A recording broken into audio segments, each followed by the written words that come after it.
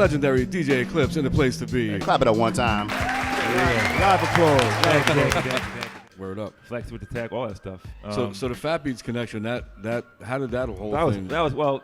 Are we skipping an era? Are we skipping a lot? Yeah. I'm gonna give you the short version though. So I'm already down in South Carolina. So now I have to get back to New York. So my bridge to getting back up north was when I met MC Serch. Serch was starting to promote his solo record, Return of the Product, and I was actually working at one of those record stores down there.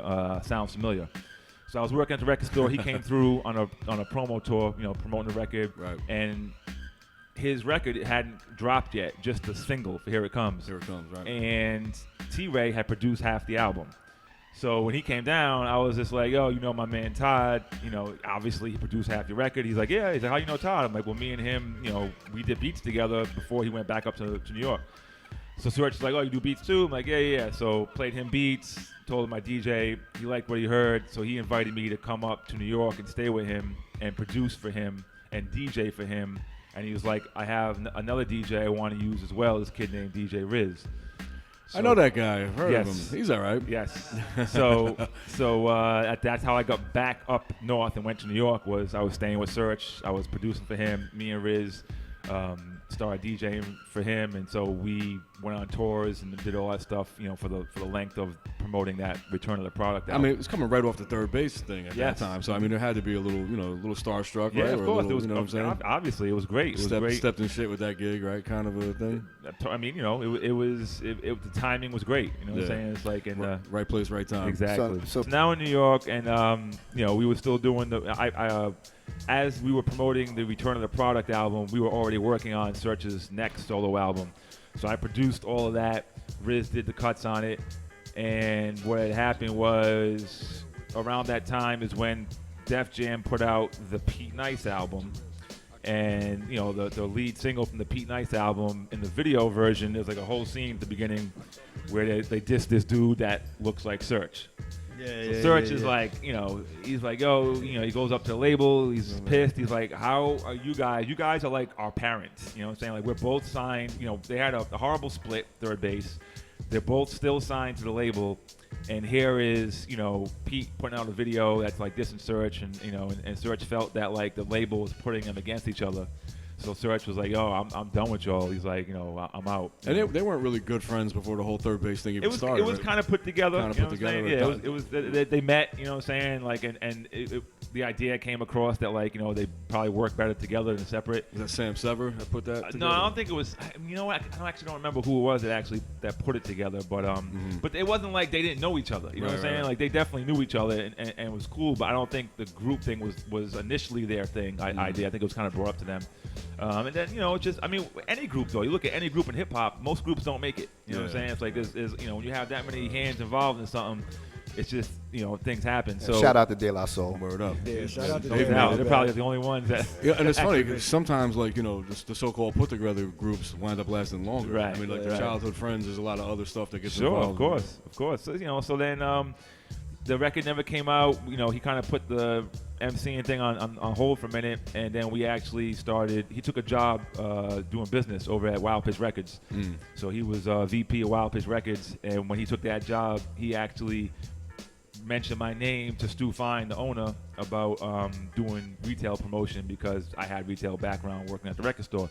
So I took a couple of meetings with Stu, and he was with it, and I got the gig. So me and Serch were working at Wild Pitch up until it closed in 95. While we're working at Wild Pitch, I'm getting faxes from this dude named Joe Abajian, who opened up a new record store called Fat Beats. Come down to the grand opening. 323 East 9th Street. Between 1st and 2nd Avenue in the basement. The original. So I went down there and I grabbed Serch. I was like, yo, come with me. Let's go check out this store. And we went down there and, like, we walk in and it's like there's no records on the wall. They're still painting the walls. There's Joe's b-boying in the middle of the floor. Yeah, he loved to break in the middle in the smallest space possible. DJ was getting down, so it was a hip hop spot. You walked in, you knew it. You know what I'm saying? It was like there was no other spot in New York like that. Not at the time. There was only stores that had hip hop sections, and that's exactly why Joe opened up the store. He's like, I want a spot that's strictly hip hop. Absolutely. I mean, it was 95 when I started working there, and within between 95 and 96 is when it became a thing, because 95, everyone's still trying to get signed. You know what I'm saying? All these groups are emerging. You have your non-fictions, arsonists, company flows, natural elements, juggernauts. All these groups are emerging, trying to get signed. And then gradually between 95 and 96, you see the decline of how the music was starting to sound with the the whole shiny commercial, watered down route. And so Fat Beats was kind of like, hey, instead of trying to get a deal, how about we invest in you and distribute your record? Well, that was going to be my next question. I said, when did the whole distribution thing start? It started in 96. Originally, you weren't doing that, right? Nah, first store. The store opened in 94. It was just the 323 East 9th Street location from 94 until August of 96. In August 96, we moved to the 406 6th Avenue location, second floor above the bagel shop. It was only a 2-year run at the 9th Street? 2-year run at 9th Street. Nope, that was it. Right. And then once August 96, the second floor store opened. 2 months later is when everything else popped off. You had LA, you had Amsterdam, you had distribution. Yeah. So all that popped off like within a few months after that. Did you guys press up that Mos Def Ultramagnetic? Well, it was Raucous that pressed it up, and we distributed it. Okay. Raucous was the thing with Raucous was another one of those early indie labels, but a lot of the first stuff they were pressing wasn't really clicking with anyone. Major label money though, right? Yeah. Well, this was kind of before that. This is like when they first started doing their stuff. It was just like they were doing, I think it was the Rose Family. They were also doing like non-hip hop stuff. They were doing some other stuff. Okay. And like they were doing it, and it just wasn't really hitting like it was going to. And so they then just kind of like flipped the script. And, wow. A round of applause. There you go. There you go. No problem.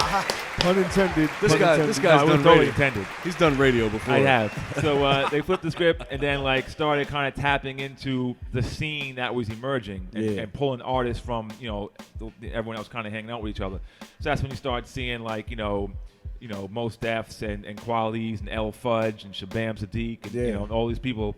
And that's when they revamped the look of the labels and all that stuff, and that's when the money came in, and they had major they were funded as if they were a major label. Got into the mix, and Danny Boy had this vision of kind of like just starting something new, and then like the joints were like coming together, and then Everlast had got wind of it and he wanted in on it, and so it just became this whole huge conglomerate of like all the members of House of Pain and Ill Bill and Slain. It was actually even going to be like more members of Nonfiction like Gore-Tex and Sabak, and it just kind of started as this big thing, and then gradually like people just started dropping off, and then like it kind of got down to the core of who it is now, and you have Danny Boy, Slain, and Ill Bill, and then shout out to Lethal, who he's kind of like the in-house producer, and once in a while goes out on the road with those guys. Oh, okay. I didn't know he was still active like that. Yeah.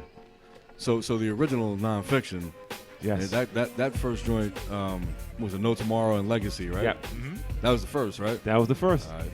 Yeah, that was the first when Serch was in the group. Still got that vinyl, man. Yeah. Green label. Right? It was kind of like bluish green. That's it. Yeah. He's getting all specific on me, this guy. Yeah, I was like, I put it more blue than green. Turquoise. It was turquoise. It was it's like teal. Teal. Yeah. Word up. Phalo Blue. I can't hear you. Hold on, Jay Force has a quick question for you. Go ahead, Jay. It had something to do with the OC record, Time's Up, I believe, right? What did the remix on Time's Up? There you go. Yeah. What a classic. By the way, hands down, one of the hottest two verses in history, right? OC? OC's a That record right there. Yeah, it's a very special record. Of course it is. It's funny, too. Shout out once again to my man, the Money Maestro. We were having this conversation. I was just down in Florida, and me and Maestro started producing when we were both in South Carolina. We were producing this artist named Zigzag. Zigzag went on to be Sun Magnetic of Dynasty. So I actually ended up leaving to go work with Serch. Maestro finished the project, and there's a joint on the Zigzag album that uses the same sample that Buck Wild used for OC Time's Up. A Day in the Life by Lester Merle. What? Yeah, so Knock it off. So so he already had that done. Meanwhile, OC's working on Time's Up, and so you know, it was kind of one of those things where, like, you know, Maestro's like, damn, like, if we could have just got our project out first before that came out. And I was like, you know what? As dope as the Zigzag record is and was, that OC verse alone is just like classic. It's like, untouchable. Every single bar I think has been used for like a scratch chorus. I mean, if anybody was gonna just use one record to describe that era, exactly. I mean, it's anthemic to say the least. Oh well, You know what I'm saying? there's a word. Look at this. The Puerto Rican Telly Savalas. There's a word. Emphatic. Telly Savalito. Uno's in love you, baby. Emphatic. How did the doors close on Fat? First they were downstairs, right? Because you didn't come buy enough records. Eclipse. Yeah. Real Kyle? talk. I was back when Fat Beats was downstairs hate for like 2 myself weeks. now. It feels like it was like 2 weeks, and then you guys moved to the 6th Avenue? Yeah, No. Yeah, 6th Yeah, Avenue. next to Grace Joe- Papaya. And Joe Zabaj, is you guys still got the warehouse in Brooklyn? No, they moved out to L.A. Wow. They've been out there for a few years now. And you stopped when it a little When bit the after the stores Brooklyn. when the stores stopped, I stopped. Right. Yeah. Man, I mean, Eclipse, man, guy always paid me on time. It was great. He ordered records. If it Clap wasn't it up for for being Fat paid Beats on and Stretch, time. no, real talk. If it wasn't for Fat Beats and Stretch Armstrong, the whole world really wouldn't be what it is right now, and why we love the era facts. and the classics that right. E? Ladies and OC gentlemen, you're checking out J Force and Flip the Script Radio. Oh, Yes, sir. Ah, yeah, J man. Force is the place to be. I mean, My policy over there at Fat Beats was we tried to have some type of an A&R system on stuff we brought in. You know, we kind of we had to like it. If I'm not gonna play it myself, I'm not trying to carry it on the wall to sell it. You know, whereas you had spots like Beat Street in Brooklyn clap for that. that they had 10 times the space as Fat Beats, so they just took everything in. Everything, yeah. So you go there and you look at the wall and you're like, where do I even start? With us, I like to think that what we had on the wall, Quantity. you could actually pick. Quality. And I mean, be but good. the difference with Fat Beats and what made it special was that it was the artists and themselves were working in the Yeah, of store. course. It was people from the scene that ran the store. Right. Places like Beat Street were great. They had the selection and it was a big store, but they weren't as tuned in to what was happening in the so-called underground, whatever you want to call it. Yeah, I mean, they had people that work there. Shout out to Goldfinger, Culture, 3, but like they were kind of more doing their own thing, I guess, as opposed to being part of the overall Right. scene kind of Right, thing. right. We were all, we were all thriving off each other, like you said. Like, I mean, we've had Ill Bill, Q Unique, Breesley Bruin, Mr. Sinister. I can still see Sinister cutting at the counter at the 9th Street Yeah. store. We Man. we had members of each of the groups of the community, there. So it's like the scene was growing, also we were just all growing at the same time. Yeah. The resurgence of vinyl is being based on like Radiohead selling 25,000 albums, okay, Right. on vinyl. That's great for Radiohead. That however many fans they have, I don't even know. Gold, platinum status. I'm assuming. But for them to be selling that many records overall and only selling 25,000 vinyl is nothing. Right. Now, I already told you, we sold 30,000 of, DITC and Most Def and all that stuff. So that was our heyday of 12 inches. So now it's vinyl's kind of becoming trendy and cool again in smaller, capacities. You know what I'm saying? So it's Clicks, like when you go, clicks. what? Clicks, yes. So when you go to, that's what I'm saying, clips. So when you go to, this guy's learning. This don't pay. when you go to, when you look and see stuff that's being pressed now, everything's limited. Everything's Right. limited to 500 copies, Right. maybe 1,000. There's a reason for Because that. there's not a Fat Beats. Because even Fat Beats, that's what they're pressing, because there's not a community past that Supporting to it, yeah. support it. Yeah. So it's like you can press 500, you can press 1,000 within our genre of music, and probably if it's good, sell it. Well, scale. 12 inches are gone. No one's Well, pressing I mean, in the 12 Fat Beats days, I mean, the vinyl, I mean, people kind of romanticize over it now, and it's all nostalgia, but they were tools for us as DJs. I mean, it was something Yeah, that yeah. you had to have. It wasn't like we were buying it for collector. I mean, it was, of course, both. It's a little that everything. too, Yeah. but it was also, you needed it You to can be get able to play. You wanted to Yeah. play in the clubs, the parties, the radio. I mean, that's how you had to, get it. It looks. Again, it's like it's down Marketing to now, tool. It's collectors that buy the music. So it's like that you're now manufacturing records for collectors. So it has to be exquisite. It has to be gatefolds and colored vinyl, and like everyone's trying to outdo each other. Shout out to Get On Down, who puts out some really great packaging for the stuff that they issue and stuff like that. But the flip side is I'm a collector, and it's like I can't afford half the stuff these dudes is putting out. They're putting out packages that are like $60, $70, $80. and then they're putting out things. They're putting out multiple copies. You know, here's the record in red vinyl. Here's the record in white vinyl. Here's the record in green vinyl. Now you gotta get and all I'm like, three. I gotta get all 3 of them, and I gotta get 6 of them. I need 2 copies each. So it's just like, you know, so it's ridiculous. So it's like I feel both sides of it, you know. But you gotta make it for them to buy it. Are you kind of over it at this point, though? I'm totally over it. Yeah, I'm over it. I'm too. totally over it. Yeah, I'm over I it. couldn't tell. I couldn't tell. I mean, you know, I mean, we came up on credits. You know what I'm saying? It's like that's specifically. I mean, I'm not gonna say I started it by any means, but when I started doing like my serious radio show like 8-9 years ago and putting out the playlists, I specifically made sure I listed the producer, the DJ, if there was a guest DJ on it, because exactly like you're saying, there was no other way for you to know who did the beats or who the DJ was on the record outside of just the artist name and the song title. So I just made sure I listed every credit I could on my playlist, and that's just how I do it to this day. The halftime show is off the chain the too. halftime show. Come on, Sure. man. Yeah, clap it up for the halftime 18 years. show. 18 years. So J4 segued into the whole radio aspect of your life. But so the radio thing began with halftime. Was that the first serious radio show that you started? Well, actually, when I was in South Carolina back in 88, 89, I was doing 2 commercial mix shows down there that were both short-lived. It was like one went for like 2 months, and the other one maybe went for like 4 months, something like that. But I was young. I was 18, 19. I didn't really know much about it. I was just pre-recording at home, sending them the tapes, and they were running them. And the bigger station was the Big DM in Columbia, and it was cool, having it played on that. But then the PD of the station ended up getting let go, and so they ended up revamping the whole mix show thing. And so my show ended, and then I was feeding another station down in Charleston. I don't even remember the call letters for it. But I was, they were complaining about the music I was playing. I was playing like Chub Rock and Audio 2 album cuts, and they were like, "Yo, like what, what is this? You can't do this." And I'm like, So it didn't last long. Hey, J4's, y'all. J4's got a lot of questions, man. Trust me. We're sharing a mic here. So We don't have enough time. We don't have enough time. Wait, is Rex still here? Did he get on? He's I think he's out there. But you gotta make sure he gets on. I'm not trying to take up all the time. Rex, come on, sit down with us. Nah, we got Yeah. Rex is in the No? place. Oh, we might do a little Okay. overtime We're tonight. gonna We'll do a go little overtime? yeah, All right. I I want a hog, though.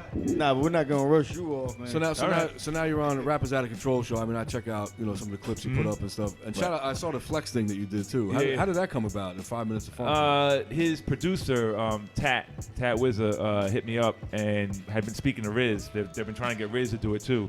And so they asked him for my contact. They hit me up and he's like, "Yo, Flex wants to get you for one of those, 5 minutes." First he was like, he wants to get you to come down tonight and do it. And I was like, I got kids. I ain't coming down tonight. Like, I got to plan this like a week or 2 in advance. Yeah, we put something together at least. That too, you know what I'm saying? So it's they hit me up the following week and was like, "Yo, can you come the next week?" And I was like, "Yes." So I can do that. And so I went down there, and it was crazy too because I went there and Sinister was there. Mm-hmm. When I walked in, so I'm like, "Oh, great! I gotta go on after freaking Sinister." You know what I'm saying? So His was dope too. it was dope. Yours was really clean though. It was well I mean, put together. I knew I wasn't gonna out DJ some of those dudes. You know what I'm saying? So it's like, Whatever. I'm just gonna I'm gonna try to outthink them for lack of a better The word. guy you know? kept stopping you. I'm like, why is this guy Nah, stopping? it was off. It was all- it was but it funny worked thing. though. It Yeah, worked. it was fun. So, what's your perspective, man, on the whole? I know you had a party that was. You guys did something recently, right? At a venue. I know we were talking about it when I ran into you up at BAI. What did I do? I don't even remember. I don't know, but anyway, that's yeah. besides the point. Like your whole perspective on that, like how that's changed for DJs like us. Yeah, I mean, it's I was been kicking it with Riz about that, and Riz.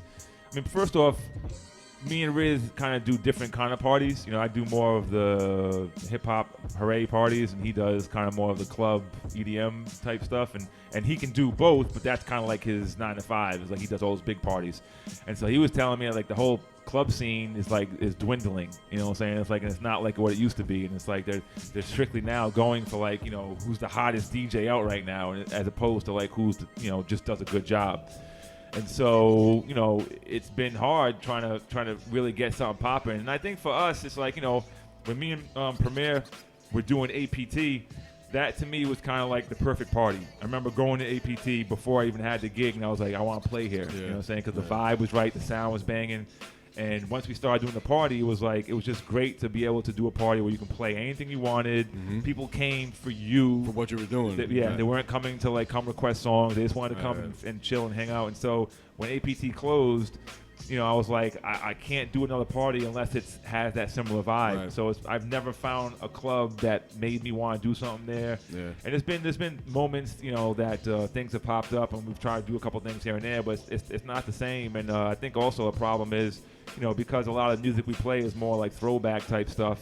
You know, our crowd's older and they're not going out as much anymore. They got like 10 kids like you. And Hey, listen, they cut my cable off for like a month. So shout out to the cable being cut off. You had to read stories. No, but you know what though? Like a lot of the stuff that you know we play on shows like this and like ours and yours. My goal is to try to be able to, you know, create something at a venue, play it out, where people can actually hear these, you know, their own music in clubs. A and stuff like that. actually, true story. Tonight when I was in Penn Station in New York, a dude came up to me. He was like, "Yo, DJ Eclipse." I'm like, "Yeah." He's like, "Yo, where can I go in New York to hear good music, like new stuff?" Nowhere. And I was like, "Yeah." I was like, "Well," and I was like, "You know what? Go check out M Ski and Easy Mo B." I did. I was recognition. I was like, other than that, I was like, I just don't see. That's sad, man. Even from a marketing, money making perspective. I mean, you know, you spent time in retail and marketing and all that kind of stuff. You would think that by now that some owners or club owner or venue would kind of jump on the bandwagon as far as like, you know, I mean, because there is a whole scene to be tapped into there. You know what I mean? Yeah, maybe. I mean, you know, there is, but it's just like, I don't know. Underground to me has always been cheap.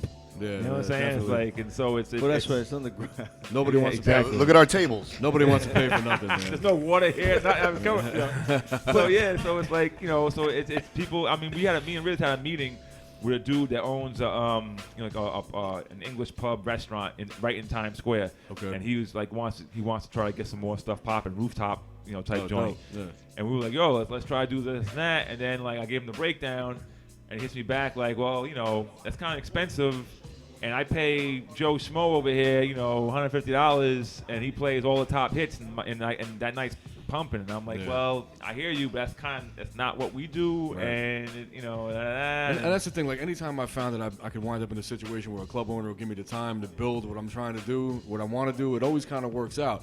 But they don't want to give you that though. They want that instant return. Exactly. And I told him, I was like, we can promote the hell out of it. We can promote your spot, you know, through all of our networks and radio and all that stuff. I was like, but I can't guarantee you the people are all gonna show up on the first night. You know what I'm saying? It's like, you know, you gotta kind of work at. And that's what they expect. I'm not gonna say what club, but I talked shit out of punching one club owner in the face one night. Oh man! I should have let him do it because I don't like him. I want to hear about it off air. But I've kind of left that stuff alone, man. I mean, he'll never get another gig. I was like, well, that's kind of happened already, so it's all right. I wanted to see it, but in my mind, I was like, it's not worth it. Hey, Mateo, watch your mouth. Watch your mouth. So what's the future? So the rap is out of control, man. I mean, that seems like it's doing really well, though. I'm surprised you haven't been able to like springboard off of that, like into a venue. Is that the plan? It's I don't know, not really. You know, it's just I don't look at rap is out of control as the end all be all of anything. It's like I've always kept my hands in, you know, multiple things to keep me busy, and rap is out of control is just another avenue. So it's just, you know, I use it for a way to, you know, the same way I even got into DJing was because I wanted to expose new music to new people. Right. So that's the same way why I still want to do it, you know, however many years later. It's like I want to be able to keep playing new music people and turn them on to stuff. So when people tweet me like, yo, what is that joint you just played? That joint is incredible, you know, and it's just like, yo, that's good, and I did my job. Right, right. That's what it's all about. So I mean that's kind of the end of it. Anything on top of that is gravy. But like, you know, again, like I don't have a lot of faith in people. You know what I'm saying? It's like I don't have faith that they're gonna come out to something. I mean, you know, I've done events. You know, I put together with JS1 a few years back. We did a charity event for cancer. Shout to JS1, bro. Yeah, and we did an event at the High Line. And we had like, you know, Master Ace, Sadat X, OC, Shout to Master Ace, Torre, Rashid, the Beat Miners. You know, we had all these great people on it, and it was like, I don't know, $15, $20 ticket. And And it was like, 250 people there at a venue that holds like 700. You know what I'm saying? So it looks empty. Yeah. So I'm just like, it doesn't. That to me is a failure. You know what I'm saying? It's like, so it's like you do a couple of those things, and it's like, man, like it's just such a letdown. Especially when you've been, the history that you got in the game and the time and right. A lot of people take for granted that hip hop wasn't always at the level where it is now. Like you couldn't play it everywhere. Sure. Yeah. It was something that we really got abused for playing at one point. Of course. If people could even relate to that, but it is what it is, or it is what it isn't. Exactly. It's like it's exactly. I just stay busy. Outside of doing the Rocksteady anniversaries at Summer Stage, I started helping them on a couple different things, and then through that, now I'm co-producing an event at the Kennedy Center in DC. I just have a hard time with the celebrity DJ thing, though. That's a different beast. But even in like the hip hop world, like you'll see certain rappers on flyers. Sure, of course. And you're like, when did that start? Right, most definitely. For those, for rappers that turn DJs, it is a little bit annoying. I guess at the end of the day, it depends. Can they DJ? Right. Well, that's the thing. Yeah. And a lot can't. Not everybody's Lord Finesse. You don't have to do much for today. Well, yeah, that's true too. That's the problem. You don't have to acquire a music collection, which makes it easier for people. Right. There's a lot of technology in place right now that takes the place of what you guys learned. Sure, of course. Coming up. But it's you can be mad, but it's there. You know what I'm saying? So it's like it's something you have to deal with. But again, it's like you can still supply somebody with all the stuff, but they still have to be able to physically do it. You know what I'm saying? And that's the thing. It's like, can you actually DJ? Can you mix records? And no, Yeah, that always kind of bothers me when people equate the technology to the skill factor. Yeah. It's like the technology is all you got to do. It's like, we've been playing forever and we still practice, and you have to. Right. And if you don't, you kind of fall off. Sure. But anyway, thanks for coming through, man. Yeah, it was great to have you here, man. Thank you guys for having me. Clap it up, Kitchen Room. The legendary. So that means I can stop doing everything and I can live the rest of my life off of this? Well, hey, listen. Come on. I doubt that. You're going to go over to Switzerland and do Rapper's Delight. I'm going to Zurich. That's it. You reached the peak.